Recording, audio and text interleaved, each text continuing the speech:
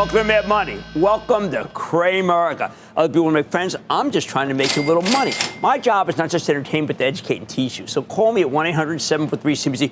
Tweet me at Jim Cramer. You want to know the single most useless thing you can do in this business? Oh, that's easy. The most useless thing you can do as an investor is to worry about what everyone else is worrying about. The flip side of this is also true. There's no point in getting excited about something that everybody else is eagerly anticipating. Why? See, because when the vast majority of investors agree that something's going to happen, that thing is already priced into the stock market, priced in. While the real economy moves at its own sedate pace. For example, you got to borrow money to build out equipment, then use that equipment to manufacture goods, and transport them to retail outlets and wait for the customer to come along and buy them. The stock market has no such limitations. Stocks don't quite travel at the speed of thought, but they come pretty close. So the moment a preponderance of hedge fund and mutual fund managers decide that the economy is slowing or speeding up or flatlining, stocks start trading like that's already the case.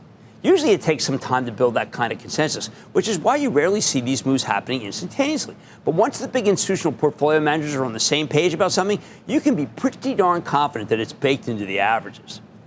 This is some basic economics 101 stuff. Now, I don't have a ton of use for economists as a professional in this show. They tend to take a totally ivory tower approach to this discipline, meaning they have all sorts of models for how the world's supposed to work, the economy's supposed to work, often very boring models, by the way, but they rarely let the empirical facts get in the way of a good theory.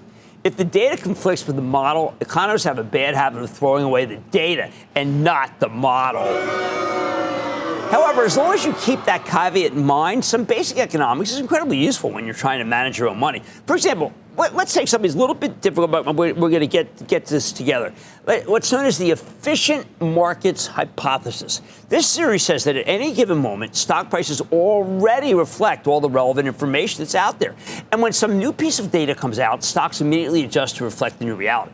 You often hear index fund purists citing this theory to explain why it's impossible for stock pickers to get any kind of edge, because whatever you know about a company should already be baked into its share price. As far as they're concerned, markets are so efficient that investing in individual stocks is basically the same as gambling.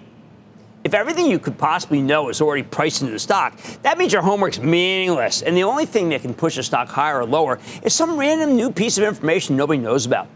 It has to be something totally unknown, because if anyone did know, they would have acted on it already. Ergo, it would be baked into the share price. That means under the extreme version of the efficient market hypothesis, the only thing that can move stocks are unknown unknowns, to use the parlance of former Defense Secretary Donald Rumsfeld. And if you're merely betting on unknown unknowns, you might as well just be playing roulette. It's more fun.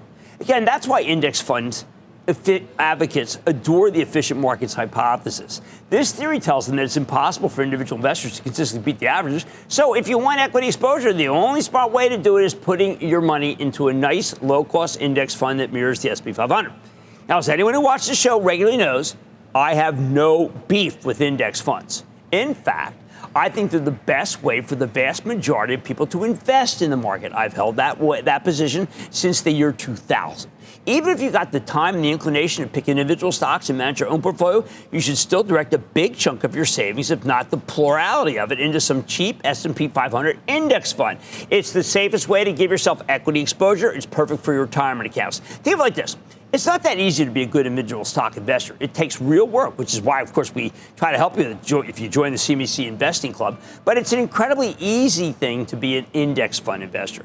Putting money in a 401k or IRA, oh, that's index fund territory. You can gradually contribute over time with every paycheck, and as long as you believe the U.S. economy can keep growing over the long haul, you can park that money in an index fund and check in on it maybe once or twice a month. But to get back on track, this idea that you can't possibly beat the averages because of the efficient market hypothesis tells us stocks are always perfectly valued. And you know what? That's just totally bogus. Putting aside the fact that I did consistently beat the averages nearly every year at my old hedge fund, giving my clients a 24% compound annual return after all fees over the course of 14 years versus 8% for the S&P, the simple truth is that markets are not perfectly efficient. In fact, frankly, they're often irrational. They ignore things, make mistakes, misvalue information every day. And that's a major reason why anyone can make money picking individual stocks. These anomalies are everywhere, and they can be great for your portfolio. Ironically, this core dogma of free market economics is a lot like communism. It makes a lot of sense in theory. It doesn't necessarily work in life. So why the heck did I bring up the efficient markets hypothesis in the first place? It's such a boneheaded idea. Because even if the most extreme form of this theory isn't true, and it's not, empirically we know for a fact that markets are all kinds of inefficient. It's still a very useful idea. As an ironclad law of the universe, the efficient markets hypothesis can't help us. But as a rough guideline, it can lead us in the right direction. Markets try to be efficient. They aspire to be to efficiency. When a company reports a fantastic quarter, its stock spikes immediately because that kind of data can get baked in very quickly. When the Federal Reserve changes policy, telling us it's probably done raising interest rates like we saw in late 2023, that's huge news, and it takes longer to get reflected in the averages. Baking that in can take months. Even when the Fed abruptly changed courses at the end of 2018, it took weeks to work in through the averages. Stocks that benefit from lower rates will instantly soar, but it can take days or weeks or even months for the average to fully reflect the new normal because it takes time for portfolio managers to reposition. We're talking about huge slugs of stock here. No hedge or mutual fund is going to buy or sell them all at once. Sooner or later, though, we do reach a new equilibrium. So let me give you the mad money version of the efficient markets hypothesis. Call it the kind of sort of efficient markets corollary. When there's a widely held consensus view about something, anything, be it positive or negative, you have to assume that view is already being discounted by the stock market. So when everyone's feeling euphoric about the strong job market, that's probably baked into stock prices already. When everybody's worried about a temporary Fed-mandated slowdown, it's probably baked in. When investors are hunkering down in fear of bad earnings season, don't expect the stocks to get slammed with disappointing numbers. People are already anticipating a disappointment. In short, when all the talking heads and journalists and media-friendly money managers are telling you to be afraid of the same thing, that might be the one thing you don't actually need to be worried about. Let everybody else worry for you. From the stock market's perspective, the fact that most investors believe something's going to happen means that Wall Street's already treating it as a reality. Yet it's so easy to fall prey to groupthink when you're managing your own money. Emotions are infectious, like a communicable disease, frankly. When you see all sorts of experts coming on television and saying the same thing, while the newspapers print similar stories and your friends echo this stuff back to you, it's only natural to assume it must be true. And you know what? Very often it is true. But that doesn't mean it's going to move stock prices. By the time we get any kind of real consensus on an issue, that move is probably over. You missed it. The bottom line, if you want to be a better investor, don't tear your hair out fretting about the same things as everybody else. Instead, you should worry about the things other people don't seem to care about, because the real threat is the one that you don't see coming. Let's take questions. Let's go to Mary in Idaho. Mary. Hi, Jim. Nice to talk to you again. I have a comment and a question for you. Okay. The comment is regarding when you were talking about the conventional stupidity.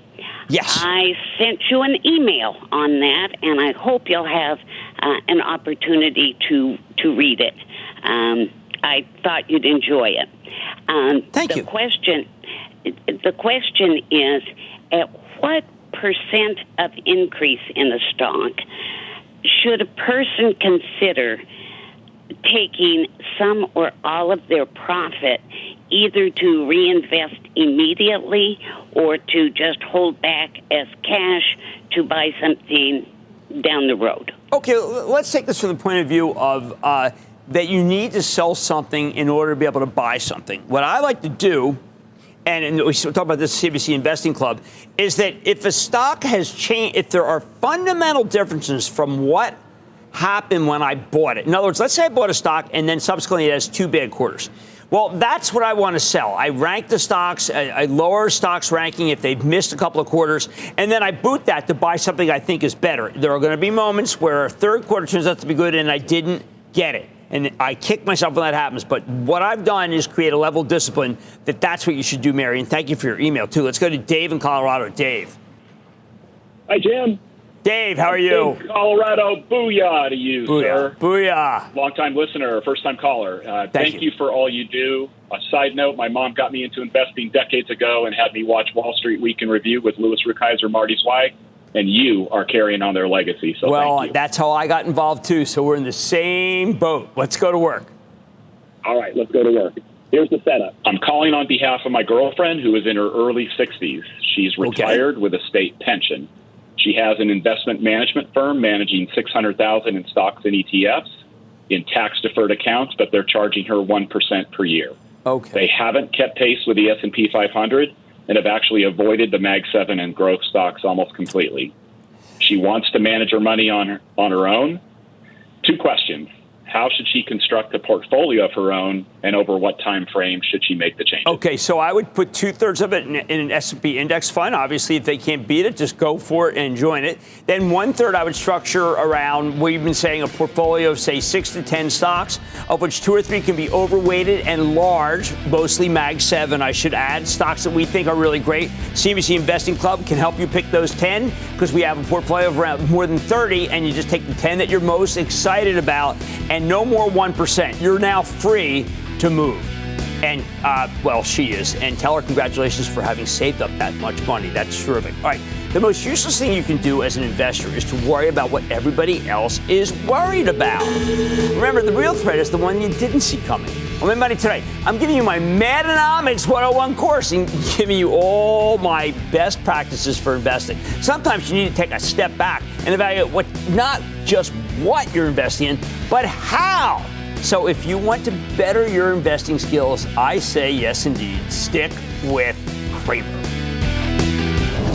Don't miss a second of Mad Money. Follow @Jim Cramer on X. Have a question? Tweet Cramer. #MadMentions. Send Jim an email to madmoney@cnbc.com or give us a call at 1-800-743-CNBC. Miss something? Head to madmoney.cnbc.com.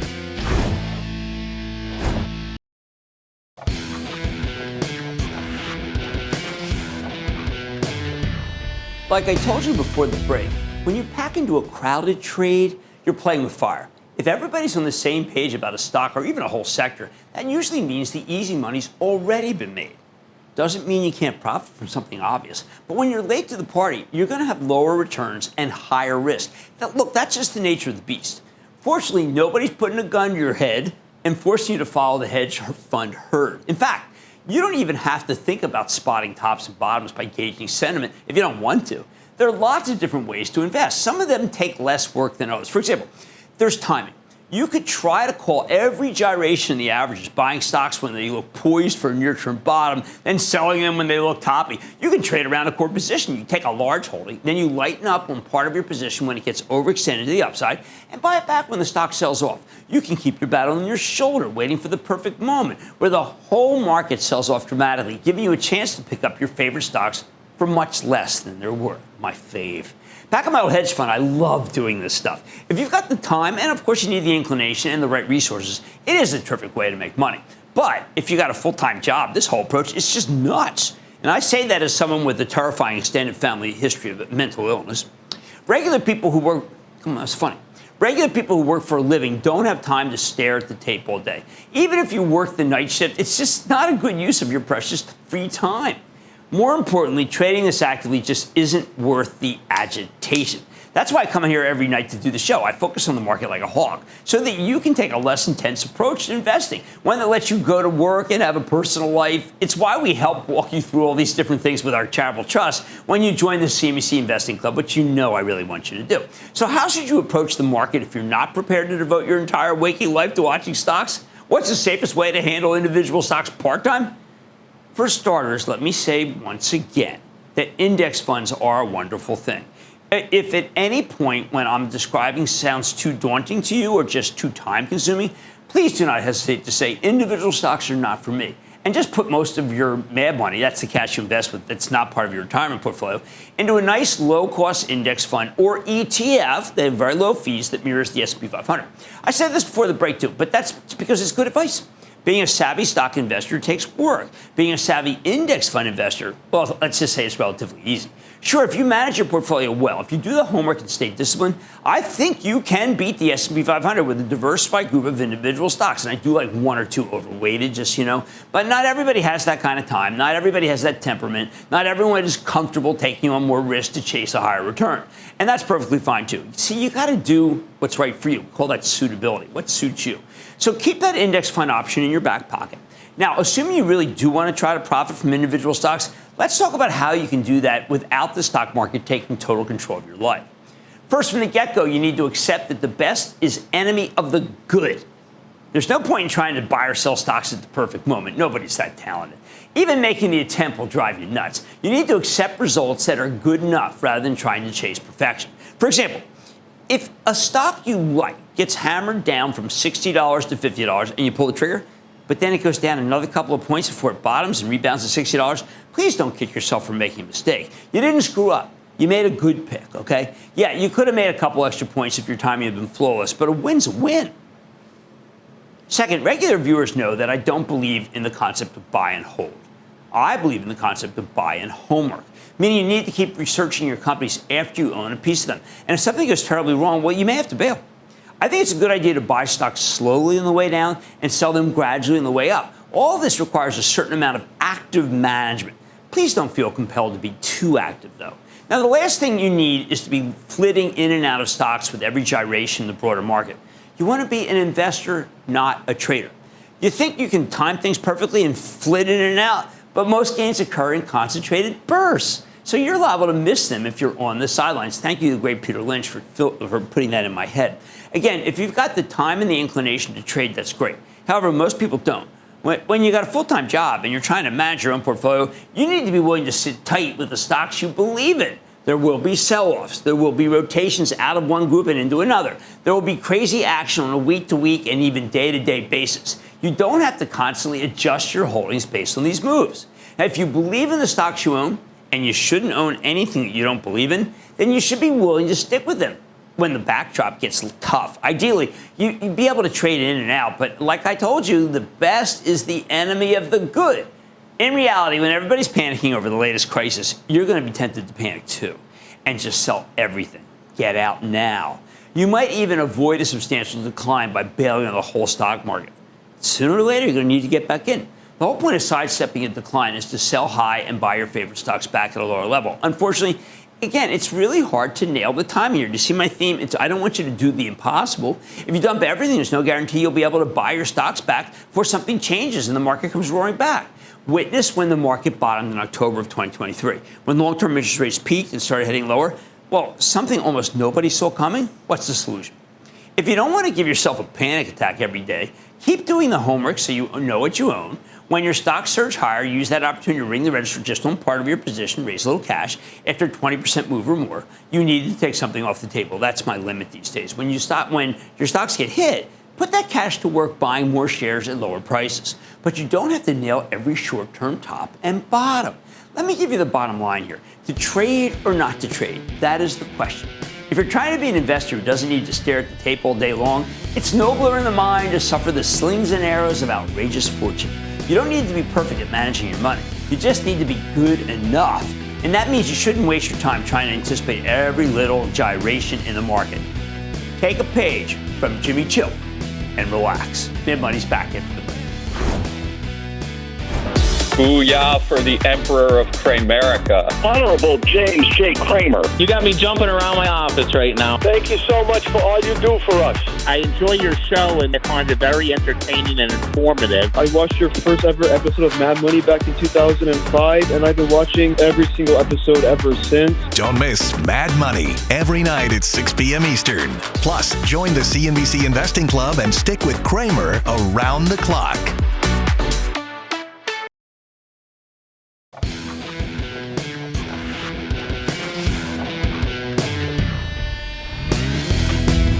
The stock market talks to me, and I mean that figuratively, not literally. Contrary to what you may have read on X, formerly known as Twitter, I do not hear voices, although periodically I think that my left molar crown does indeed play music. But that's not what we're talking about here. I'm constantly listening to the tape, not music, to get a read on what the big institutional money managers are up to. And to do that, I need to separate the signal from the noise. What do I mean by that? Okay, on any given day, there might be monster moves in individual stocks. It's tempting to assume that all these swings are equally significant, but some are a lot more meaningful than others. So when you see the cloud stocks versus getting killed, for example, the natural conclusion to draw is something must be wrong with the cloud. When a really loathed group bounces, It's not much of a stretch to assume that the pain must be over. A house of pain. But that's too easy. The truth is, some of these moves are a signal, and some of them are noise. Signal means something. It tells you that the stock will probably keep moving in the same direction. Noise, on the other hand, well, it is noise.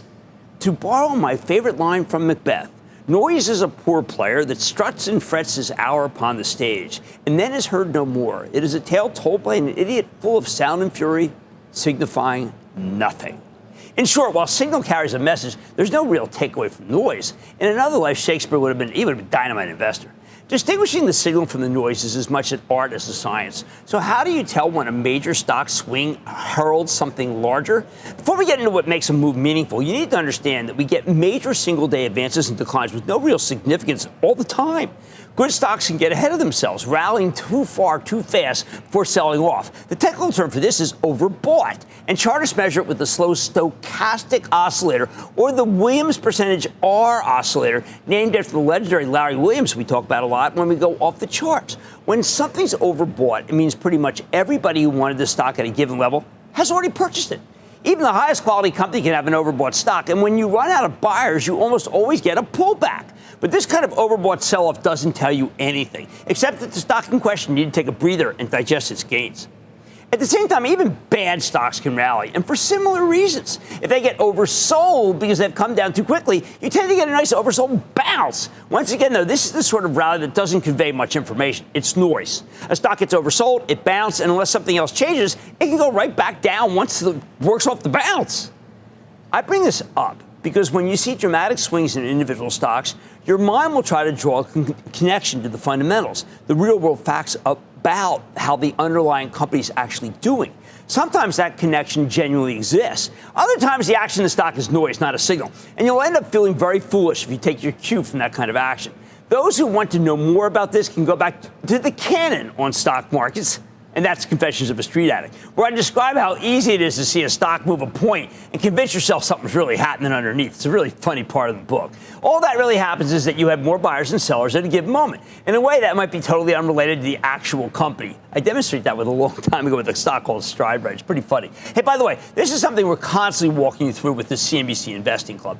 Of course, it's not just the technicals. There are plenty of other reasons why a stock might explode higher or melt down that have nothing to do with the fundamentals. Sometimes the market simply makes a mistake, and then the mistake gets rolled back. No greater significance. Maybe people misinterpret a good quarter as a bad one, something that happens quite often during earnings season because there's so many things happening at once. Maybe money managers are dumping stocks in one group purely to raise money so they can buy it in another. Yeah, one that's hotter. So what kind of action carries real significance? How do you know when a big move's foreshadowing something even bigger down the line? All right, there's a lot of signal that's pretty obvious. A company reports a blowout quarter, and its stock roars. Obvious. An analyst cuts estimates, and the stock plummets. Obvious. That's just business as usual.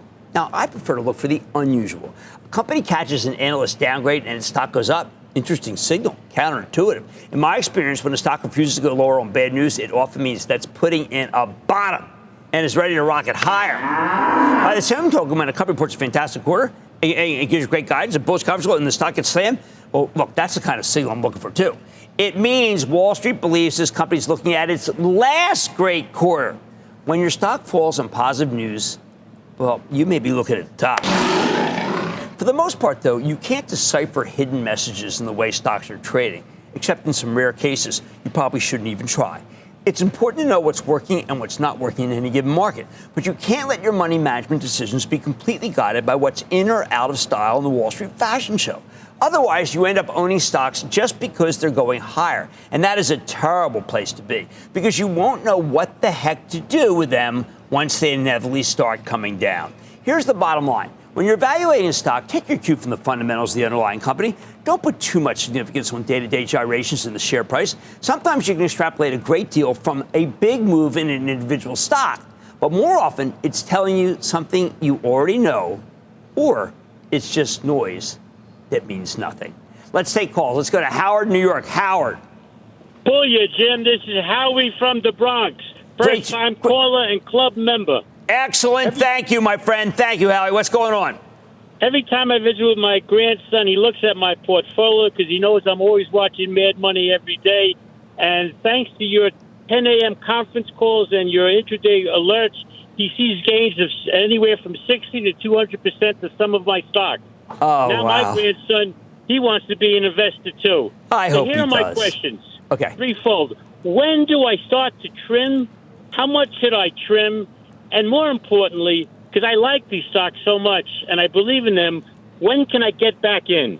Okay, these are really great questions. And they're fundamentals because what happens is that we believe in discipline and we believe in conviction. Discipline must always trump conviction. That means that we like to start trimming 20% at 20% up. We'll trim between 5 and 10%. Another 20%, same thing. If we really want to be able to be in shape to be able to buy some back, we must do that. And that's how we play it. Otherwise, we let it run after we got our cash out. Holy cow. Ned in Ohio. Ned. 5-star Professor Cramer. It's good to talk to you today, sir. How are you? I am good, Ned. Thank you for calling in. How can I help you? Yes, sir. Well, a couple months ago, I was listening to Warren Buffett, and he talked about high growth rate companies that eventually forge their own anchor. He said the company keeps expanding and its shares kept rising. Would you explain that to me? And is NVIDIA an example of that? Well, okay, NVIDIA is a really great example. Let me tell you why. Because when you look at NVIDIA on forward earnings, the estimates, it always looks expensive. And then it so far trumps those estimates that when you look backward, it turns out that the stock was selling at a remarkably low price to earnings multiple. And that's been the secret to NVIDIA literally since 2012. Incredible. It just keeps doing that. All right, please don't put too much significance on day-to-day gyrations in a stock share price. You have to know when something is a signal and when it's all just sound and noise signifying nothing. Watch more Mad Money Head. I'm highlighting one of the key pitfalls that many investors falsely think of as an opportunity. I'll explain why you should be more cautious than you think. And I'm taking all your investing questions with my investing club partner, Jeff Marks. So stay with Cramer. Good evening, Mr. Cramer. Thank you. Thank you for everything you do. You've been such a wonderful source of information with your teachings. I have to say thanks. Thank you for all your advice and saving us from ourselves. Your advice let me quit a job that I hated. I love you to death. Thank you for everything you do. Thanks for making us money. And more importantly, thanks for keeping us from losing money.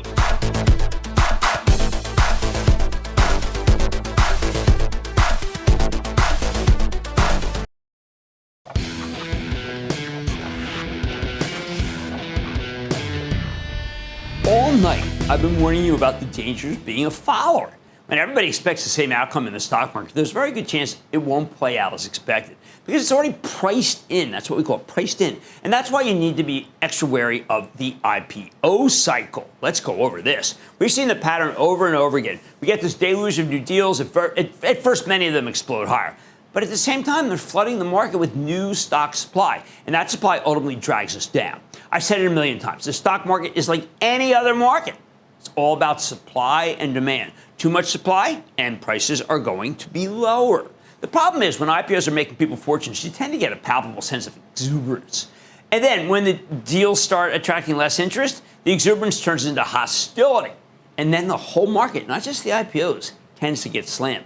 We've seen this happen so many times. In 2020 and 2021, we got this wave of new IPOs and SPAC mergers as many people invested their government stimulus checks in the hottest looking stocks in the market.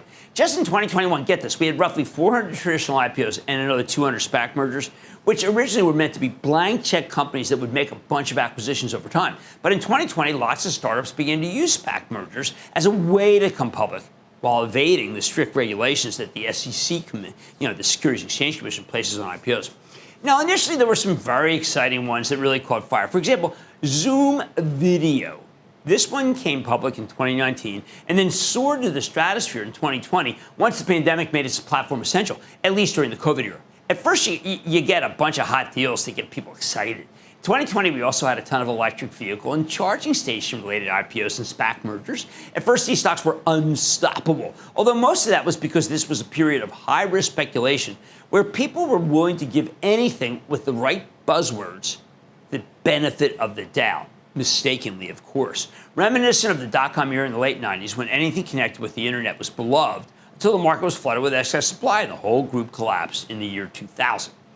I'm going to give you a really concrete example from 2020. It's a company called Quantum Space, which in retrospect was basically a science experiment looking to develop better battery technology for electric vehicles. Anyone can develop better, more efficient batteries with the ability to charge very quickly, and you can make a killing, even in a world where electric cars have lost some of their luster. But QuantumScape was a long way from having anything they could actually commercialize and they could sell. Even 4 years later, these guys still didn't have any meaningful revenue. Back in 2020 and early 2021, Wall Street was still giving the benefit of the doubt to anything connected to electric vehicles. QuantumScape came public via a SPAC deal, and you have to be really skeptical of those.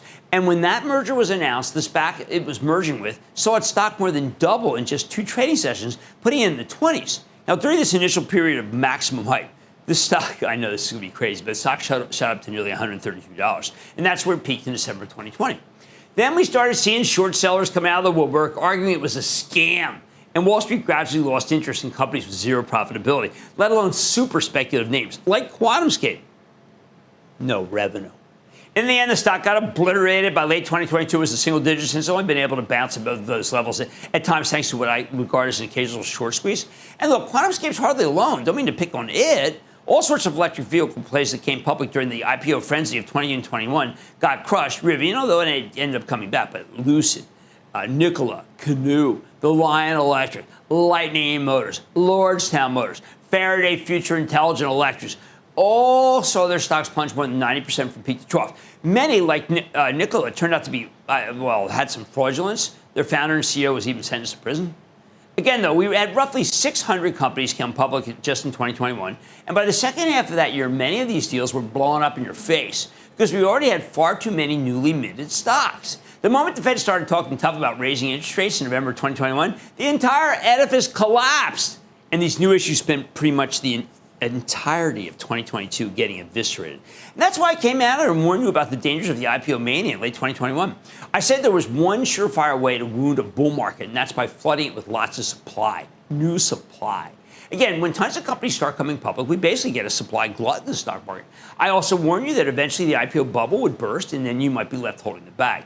Don't forget, hundreds of really low-quality companies that came public in the 2000 era ultimately went bankrupt. 2021 was just as bad. In fact, you could argue it was worse because so many of these were SPAC mergers, and that could make absurdly overconfident long-term forecasts that the SEC would never allow in a traditional IPO. The other big problem, when portfolio managers get excited about putting a lot of money to work in new IPOs, they often need to raise that money by selling something else. And when there are a lot of large deals, they need to do a lot of selling. 2021 was a little different thanks to the Fed's zero interest rate policy and all the stimulus checks that people got from the government. But in a normal IPO cycle, the new tends to trout out the old. That's what happens. You sell to buy. Remember, the bulk of the new money that comes into the market goes into index funds, and they can't participate in IPOs because those stocks aren't in the indices yet. The actively managed funds that participate in these deals in the aggregate don't have enough cash coming in to get in on a bunch of big deals without selling something else. There's the mechanics of it.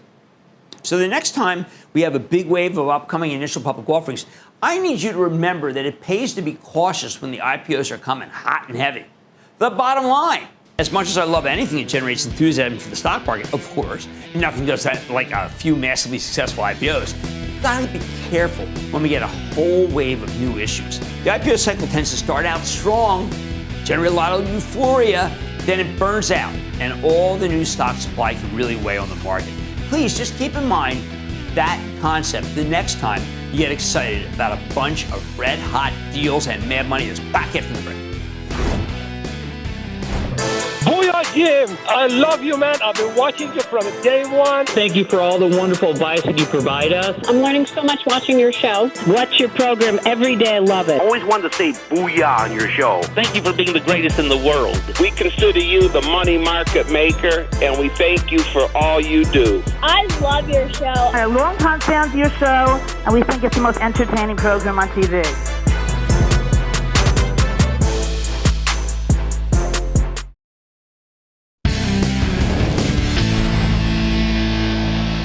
When you're picking stocks, you need to be very careful about doing the right thing for the wrong reasons.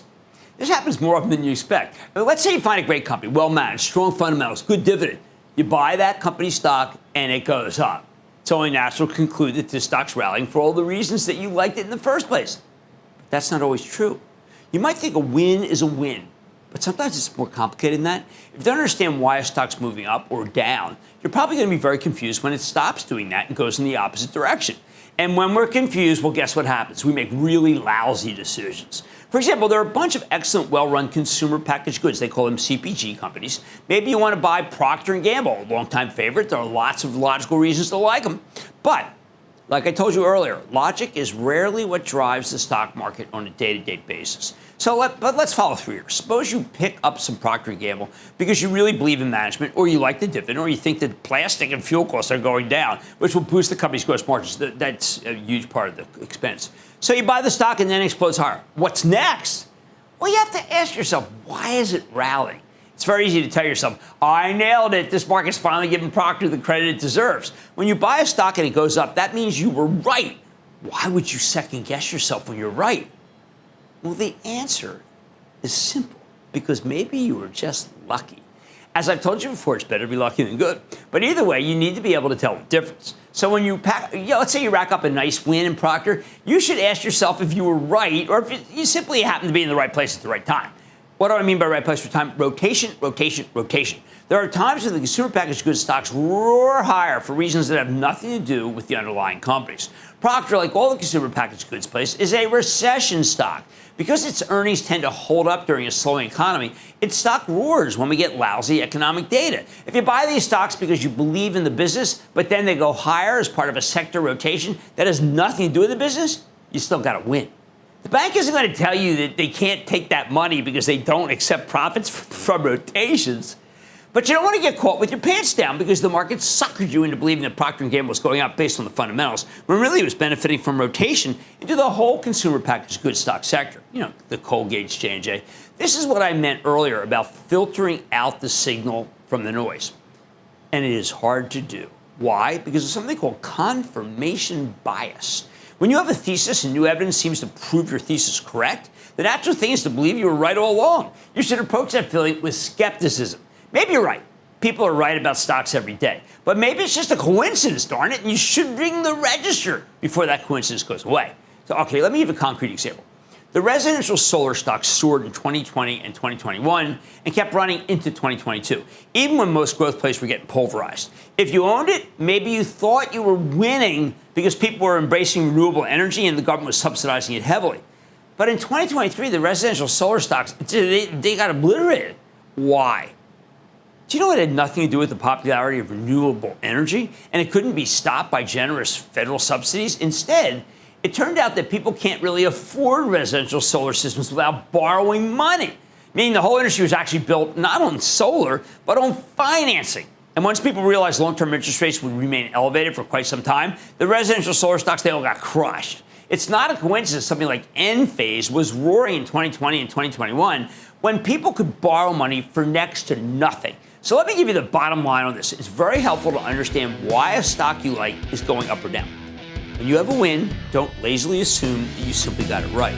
Think about what it means if you were merely in the right place at the right time. And please proceed with caution. Stick with Cramer.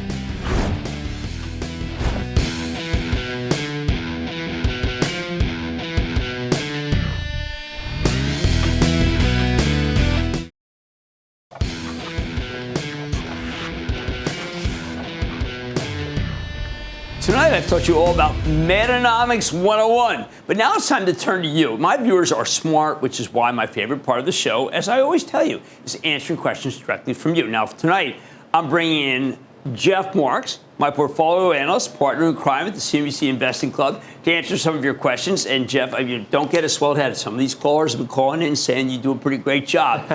Keep your head so we can get through the door here. Thank you. For those of you who are in the club, Jeff will need no introduction. For those of you who aren't members, and soon I hope you will be, Jeff's insight and our back and forth really are what we think is a major part of being part of the Investing Club. Thank you very much. All right, now let's get started. First up, we have a question from Jimmy, who asks, how can we identify the best companies within an industry? Now, I have a way that I like to do. I like to see who has the highest gross margins because that means they've got the biggest moat. That means they can make the most money. And it's something that people don't look at enough, the gross margin. Yeah, that's a great way to do it. You could also look at who's growing the fastest as well, revenues. But another way I think is really important is read the conference calls of the companies and their peers and their customers. See who's partnering with who. That will give you a good tell about who's best of breed, who has the best products, who's doing the best by their customers. That's a really good point because I find that in the conference call, you get a real sense of, by the way, of whether the analysts hate it or like it. You can often see by their questions whether they are in awe or they think that there's something that's suboptimal. So it's a great point to the conference calls. Now, next up, we have a question from Ian in Pennsylvania, who asks, you've stressed the importance of being diversified and also doing your homework.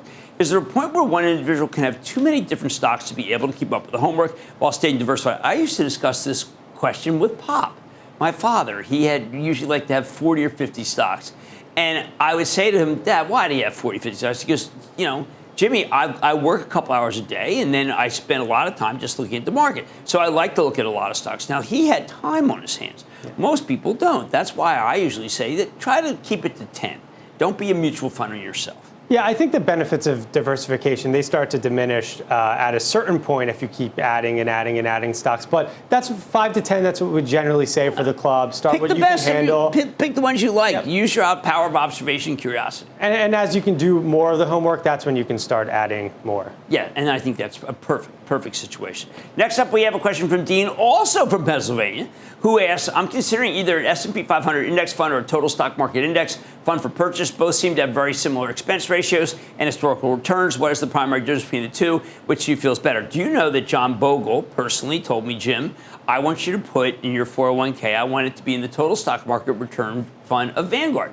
And that's what I did. And why did he want me to do it? He said, over the long term, you'll get a little bit better performance because you'll be diversified away from the S&P, and you'll end up picking some really good young growth stocks that are in the total stock market return. Yeah, that's exactly the difference, right? S&P 500, that's going to be more of the large caps, while total stock is you'll have the mid caps, some of the smaller caps as well. But I think if you look over the long run, the returns aren't going to, there's not going to be much of a difference between the two. And I did TSM. You're fine in either. Right, but I ended up doing it because the father of the index fund is John Bogle, as we know, and Jack said, Jim, this total stock market return will beat it. Now, there was a very long period where it did, but it's really kind of... Anyway, I'm just doing it out of homage to the late John Bogle, who was an amazing guy. All right, now let's go to Miles in New York, who asks, what are your stages in cutting bait? Now, I'm presuming cutting bait means when are we doing some selling? Up 20%, we like to do a little sale. Then up another 20%. We've been very, let's say, diligent about letting our great stocks run and cutting off the ones that aren't. That's the key thing. You let your great stocks run, but if you can minimize your losses and be more aggressive in cutting, you will outperform the market.